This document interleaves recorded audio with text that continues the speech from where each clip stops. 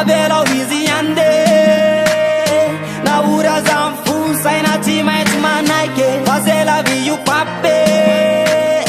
na mamyazale tiny anao tsy very raha hoe mande mba ohatry ny fiainan'izy ka tsy atao makivy efa tsy atenaina kole tantara fahiny fa efa n'olo-kafy izy fenao efa nariny izy efa namatika any akafandrainy fony tsy fanomezantsino ine efa de souvenir ny anaranao ny tsarony rehefa mandeha le hira matsiaro le taloha rehefa mandeha koleritima kanefa izy motsita tsony fa nanao veloma avelao izy ande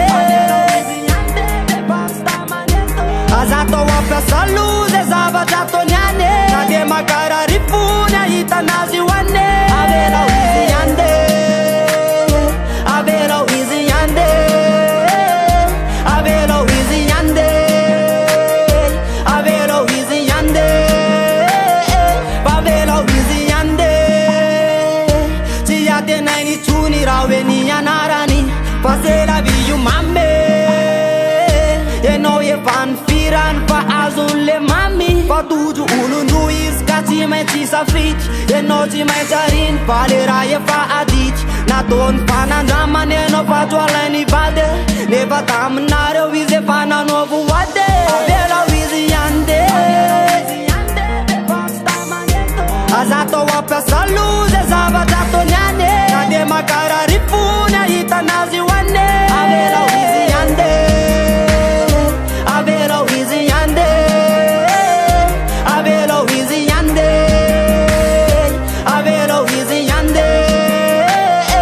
enao le angala olona mizeretsy ilainy izainy tatarainy ambandi namany any kanefa enao tsy foza tsy betasy fa vehivavy mba fanada ihany nefa de voakafy raha ny tianao azy rerindrisy nefa izy efa namatika tatara hafa anefa ny voninao ny sainao no simba nolalovany mba voaloapity izy kanefa nandalovany avelao izy ande